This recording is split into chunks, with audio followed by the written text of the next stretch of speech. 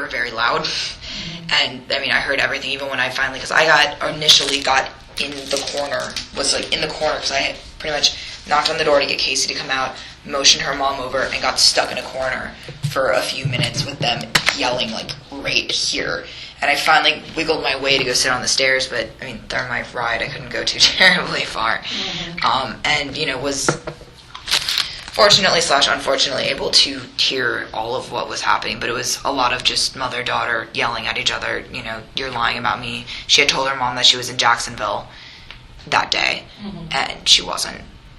And, you know... Any challenges about the child, though? Was Grandma challenging her about the location of the child? She just kept saying, you are taking me to Caylee now.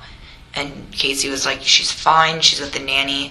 And Mrs. Anthony was like, then if she is, then we're just going to go see her. She's like, I want to see my granddaughter. I want to be selfish. I want to see my granddaughter. She's like, you're taking her to me now. Mm-hmm. And pretty much forced, you know, Casey in the car, and they dropped me off. And then, from my knowledge, Casey was going to be, or she kept saying, fine, we'll drop Amy off and we'll talk. And she's like, we can talk, but you're taking me to Caylee. Dropped you back off of your apartment. Yeah, so they dropped me off, and then I did not hear from either of them until 11 o'clock when Cindy Anthony called me and told me that, she had told me when she dropped me off, she's like, I'll let you know what happens and, you know, if Kaylee's okay and all that stuff. And called me crying at about 11 o'clock that night, saying that, you know, Casey was gone, or Caylee was gone, and that Casey said the nanny had ran off with her like a month ago. And, you know, that's the first I heard of that story. But she called me from her cell phone at 11 o'clock on the 15th. And Tony called you too? Tony called me too because he didn't know he didn't know what was going on. And then on the 17th, you say you talked to him for about an hour and a half. Yeah. I went over to his place to go pick up my checkbook. I'd already closed out the account. I just wanted it back. And so I picked that up, and I honestly had planned it to be fairly in and out trip, but we ended up talking for like an hour and a half. And actually the 15th, from the last time you've seen Caylee until this, the only time you ever saw her upset was at that party with Brandon.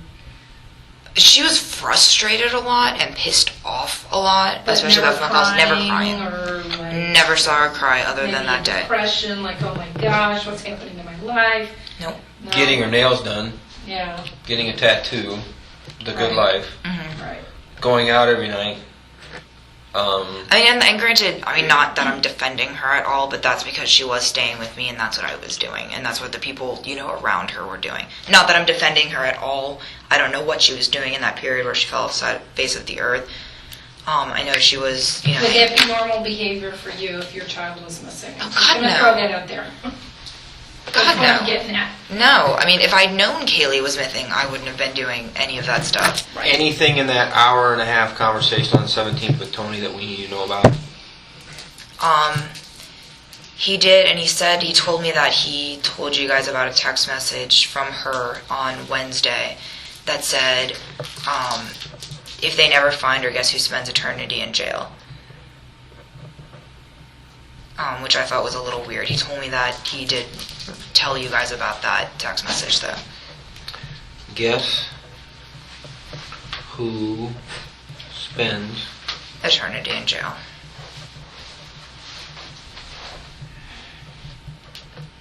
Which seemed weird to me at the time, because then... When did that text message come across? I don't know what day that was. He told me that on, whatever, the 17th. I think he said that was on the Wednesday before she got arrested. She The sent 9th. him? She sent him that text message. The 9th? No, the Tuesday. Like, she got arrested on the Wednesday. So, where's my July? So that would have been the 16th.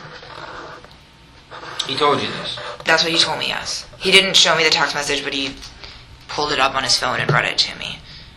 He read you the text message? Yes. That she sent him. And he told me that he told you guys, or whatever. Well, she's in jail when? She was arrested, I thought, the afternoon of the 16th. She was. So there's no way she could have text messaged him. No, it would have been like earlier in the day on the 16th. Before she was arrested. She had her phone back then, some way, somehow? Because he said that, you know, they had actually talked a little bit as well. Okay, raise your right hand. Swear that everything you gave today, swear and affirm everything today provided is freely given and true. Yes, sir. Can you state your name one more time for me? My name is Amy Huizenga, and everything I've said is true to the best extent of my knowledge. 4:39 p.m., same date, same individuals in the room. Conclusion of interview.